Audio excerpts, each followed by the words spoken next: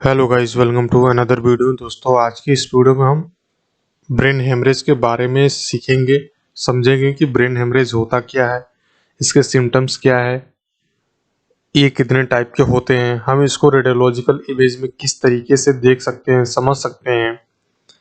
मान लो किसी पेशेंट को ब्लीड है, और जब आपको ये पता होगा कि ब्लीड सीटी की इमेज में दिखता कैसा है, तो आप डॉक्टर को इन्फॉर्म करोगे कि सर इसको ब्लीड है। तो एज अ टेक्नीशियन लेवल आपको कितनी नॉलेज होनी चाहिए। जो फ्रेशर स्टूडेंट है वो उनको पता नहीं होती ये चीज़ें। तो मैं आज इस वीडियो में बेसिक इंटरप्रिटेशन आप सभी को बताऊंगा कि ब्रेन हेमरेज के बेसिक कॉन्सेप्ट क्या है, कैसे आप समझ सकते हो आसान से आसान भाषा में। मैं आपको इस पीपीटी के माध्यम से समझाने की कोशिश करूंगा। फर्दर अगर आपको ऐसा लगता है कि मैंने इसमें कुछ इन्फॉर्मेशन नहीं दी है, तो आप मुझे नीचे कमेंट सेक्शन में पूछ सकते हो। अगर आपकी कोई भी क्वेरी हो, किसी प्रकार की कोई क्वेश्चन हो, तो आप मुझे नीचे कमेंट सेक्शन में पूछ सकते हो। मैं जल्द से जल्द उसका आंसर देने की कोशिश करूंगा। तो सबसे पहले हम देखते हैं कि ब्रेन हेमरेज कितने टाइप के होते हैं। तो सब ड्यूरल haematoma, epidural haematoma, sub arachnoid haemorrhage, intracellular haemorrhage and intraventricular haemorrhage, जिसको हम आईवीएच भी बोलते हैं। तो ये तो हो गए कि इनाम हो गए कि इतने टाइप के हेमरेज होते हैं।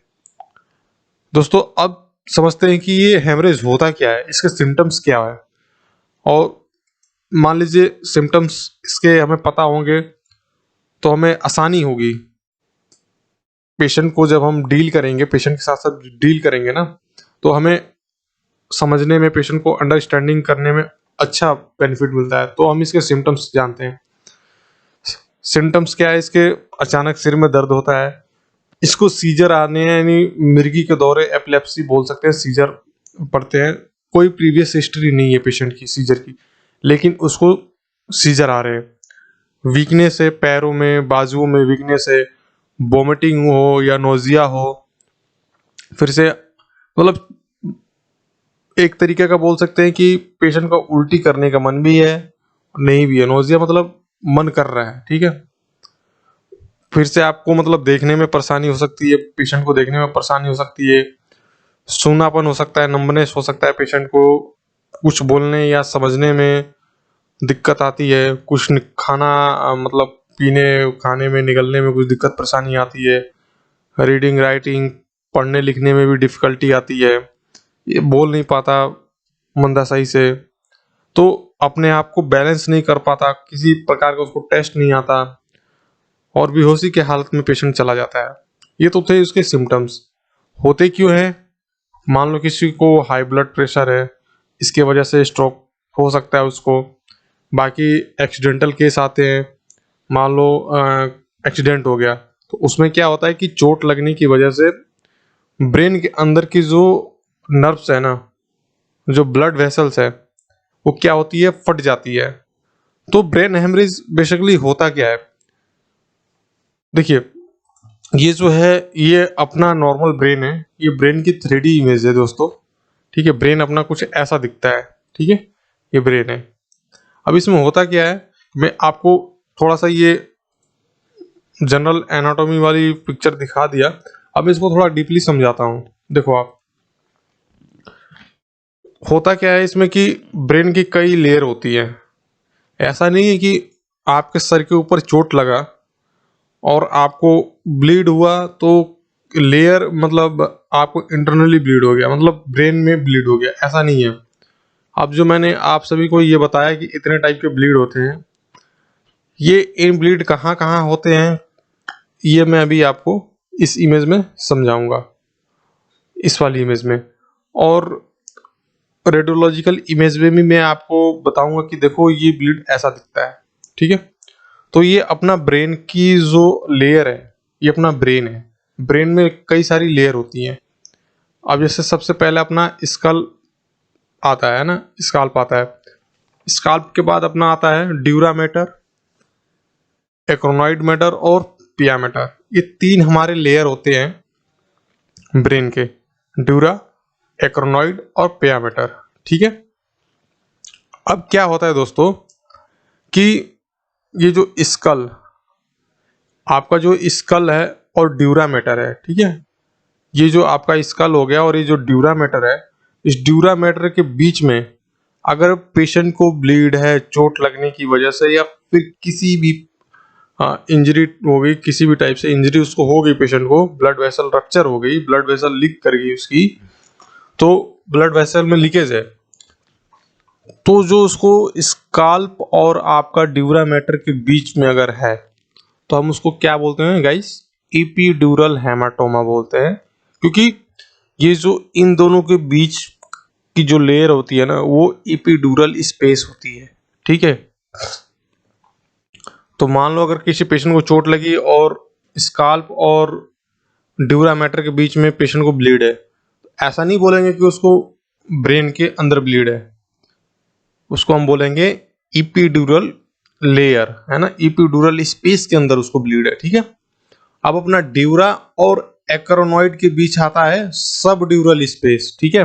अब ये देखो, ये अपना ड्यूरा मैटर है, अब इस ड्यूरा मैटर के लेयर के नीचे एक और लेयर है, वो एक्रोनॉइड मैटर है, और इन दोनों के बीच में एक लेयर है, उसको हम सब ड्यूरल स्पेस बोलते हैं। तो गाइस होता क्या है कि कभी कभी पेशेंट को इस वाली लेयर में भी क्या होता है, ब्लीड हो जाती है, तो उसको हम सब ड्यूरल स्पेस बोलते हैं, ठीक है। अब आपका होता है एक्रोनॉइड और पिया मैटर के बीच एक और लेयर होती है, उसको हम सब एक्रोनॉइड स्पेस बोलते हैं। ये जो ग्रीन और पिंक के बीच में जो व्हाइट वाली लेयर देख रहे हो, हम इसको सब एक्रोनॉइड स्पेस बोलते हैं। तो अगर पेशेंट को इसमें ब्लीड है तो हम बोलेंगे कि सब एक्रोनॉइड स्पेस में पेशेंट को ब्लीड है। जब यहाँ पे ब्लीड होता है तो ये इनर मोस्ट लेयर होती है, फिर हम इसके अंदर आता है तो हम बोलते हैं कि पेशेंट को इंटरनली ब्लीड है, ठीक है। इस वाली इमेज में मैंने आपको सब समझाया।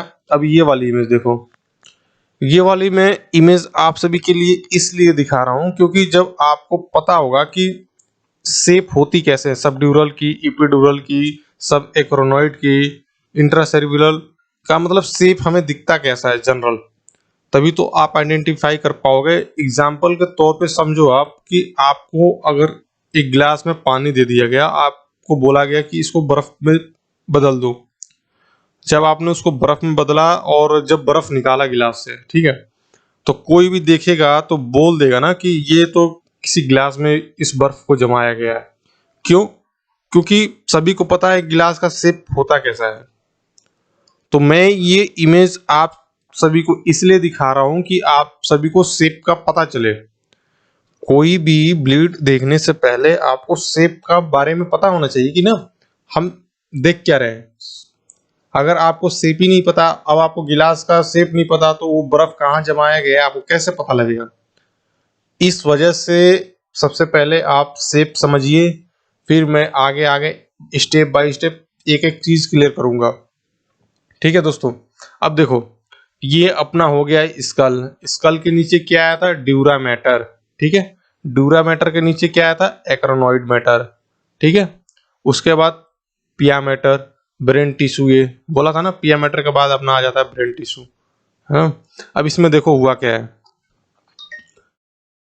ये देखो, अब ये इपिड्यूरल हेमाटोमा है पेशेंट को, आप शेप देख रहे हो, आप इसको इपिड्यूरल हेमाटोमा का शेप कैसा दिख रहा है आपको। अब देखो, ये अपना सबड्यूरल हेमाटोमा है, अब सबड्यूरल हेमाटोमा का शेप देखो आप कैसा शेप दिख रहा है। सब एक्रोनॉइड स्पेस में जो ब्लीड होती है पेशेंट को, सब एक्रोनॉइड हेमरेज जिसको हम बोलते हैं, वो हमें शेप दिखती कैसे, हमें ब्लीड होगा तो हमें कैसा दिखेगा। ये इंट्रासेरिब्युलर यानी ब्रेन के अंदर इसको ब्लीड है। तो ये जनरल एनाटॉमी की पिक्चर है। जब आपको यही चीज नहीं पता होगी, बहुत से फ्रेशर स्टूडेंट होते हैं जो इस पे ध्यान नहीं देते, छोड़ देते हैं, तो आपने ऐसे नहीं करना है। बेसिकली बेसिक चीज तो आपको पता हो ना। अब देखिए, ये जो है, ये सिटी की जो ब्रेन की इमेज होती है ना, ये प्लेन स्कैन है और ये नॉर्मल इमेज है सिटी ब्रेन की, ये नॉर्मल इमेज है। अभी देखो आप इसमें, ये सबड्यूरल हेमाटोमा का है, ये इपिड्यूरल हेमाटोमा का है। इसमें अब मैंने आपको लेयर बताई होगी, जो इस वाली लेयर में मैंने आपको बताया कि ये इपिड्यूरल स्पेस में जो ब्लीड होता है उसको हम इपिड्यूरल हेमाटोमा बोलते हैं। तो ये देखो, ये इपिड्यूरल स्पेस में या इस सबड्यूरल स्पेस में, मैंने आपको यहाँ सबड्यूरल स्पेस समझाया। तो जब तक आपको ये स्पेस समझ नहीं आएगा ना, तब तक आप कोई भी चीज़ को आइडेंटिफाई नहीं कर पाओगे कि वो ब्लीड है कहाँ, पेशेंट को ब्लीड कहाँ है। अब मैंने आपको एग्जांपल दिया था वो ग्लास और बर्फ वाला, तो जब आपको शेप पता होगा ना, तभी आप पता लगा पाओगे। अब जब आप ग्लास की शेप पता है तो आप आसानी से कह सकते हो कि जो बर्फ जमाया था ये ग्लास में ही जमाया था। उसी तरीके से जब आपको ये शेप पता होगी ना, तो आप आसानी से आइडेंटिफाई कर पाओगे कि ये जो ब्लीड है ये किस स्पेस में है। तो हर एक स्पेस का जो है गाइस अलग अलग शेप होता है। अब देखिए, मैं आपको इस दूसरी वाली इमेज में क्लियर से थोड़ा समझाता हूँ। ये सबड्यूरल हेमाटोमा है। आपने 10th क्लास में पढ़ा होगा कॉन्वेक्स एंड कॉनकेव लेंस। तो जो अपना सबड्यूरल हेमाटोमा होता है वो कॉनकेव जो लेंस होता है ना, जैसे कॉनकेव का जो आकार होता है वैसे कॉनकेव में हमें दिखता है, और जो इपिड्यूरल होता है वो अपना कॉन्वेक्स में दिखता है। तो कॉनकेव में अपना एग्जाम्पल के तौर पे यहाँ पे हमने बनाना का एग्जाम्पल लिया है कि बनाना जो है अपना कॉनकेव में होता है, एंड जो कॉन्वेक्स होता है वो अपने हमने लेमन का यहाँ पे लिया है। ठीक है दोस्तों, तो ये चीज होती है, आपको समझनी पड़ेगी। ये एक बेसिक इंटरप्रिटेशन ही है, मैं कोई रिपोर्टिंग करना नहीं सिखा रहा हूँ आप सभी को। एज अ टेक्नीशियन लेवल आपको इतनी चीजें पता होनी चाहिए, जो फ्रेशर स्टूडेंट है वो उनको पता नहीं होती, बस स्कैन आया कर दिया। एटलीस्ट पेशेंट को ब्लीड है क्या है, आपको चीजें पता हो। क्रिटिकल केस में पेशेंट आपको डॉक्टर को इन्फॉर्म करना होता है। ऐसा नहीं कि पेशेंट आया लिटाया स्कैन कर दिया जाओ। इस तरीके से आप एक अच्छे लेवल की टेक्नीशियन नहीं बनोगे। अच्छे लेवल की टेक्नीशियन बनने की पहचान ये है कि आपको एटलीस्ट बेसिक पैथोलॉजी और बेसिक जो कॉन्सेप्ट है, बेसिक बेसिक चीजें आपको पता होनी चाहिए। अब देखो, ये इस वाली इमेज में देखो, ये जो है सबड्यूरल हेमाटोमा है। इसमें आप देख सकते हो ये जो है ये आपका बनाना वाली शेप में, यानी किस शेप में है, यहाँ कॉनकेव शेप में है देखो, और ये कॉन्वेक्स में है। ये इपिड्यूरल है, इसका शेप देखो ये कैसे ब्लीड हुआ है। इसमें देखो, ये वाला देखो, ये वाली इमेज आपकी जो है ये इपिड्यूरल इमेज है, मतलब इपिड्यूरल हेमाटोमा की इमेज है। ये सबड्यूरल की है। इस तरीके से आपको इमेज देखनी पड़ेगी, कम से कम 1000 इमेज जब देखोगे ना, समझोगे नॉर्मल और ब्लीड में, तब जाके आपको पता लगेगा। तो ये हो गया अपना सबड्यूरल और एंड एपिड्यूरल। अब देखते हैं, ये इंटरनली पेशेंट को ब्लीड है ब्रेन में, इंट्राक्रैनियल ब्लीड है इसको। ठीक है, आप देखो इसका शेप देखो, इसका मतलब देखने से पता लग रहा है कि पेशेंट को ब्लीड गया है। इसका मिड लाइन शिफ्टेड है, इसका वेंट्रिकल्स देख रहे हो आप, वेंट्रिकल्स कैसे गए हैं। अब जब आपको यही नहीं पता कि मिड लाइन क्या होती है, वेंट्रिकल्स क्या होते हैं, तो अब क्या करोगे, स्कैन क्या बताओगे डॉक्टरों को, क्या समझोगे। तो सबसे पहले आपको बेसिक बेसिक चीजें पता होनी चाहिए। ये देखिए, अब ये इसको इंट्रावेंट्रिकुलर ब्लीड है पेशेंट को, अब इसके वेंट्रिकल्स में ब्लीड है।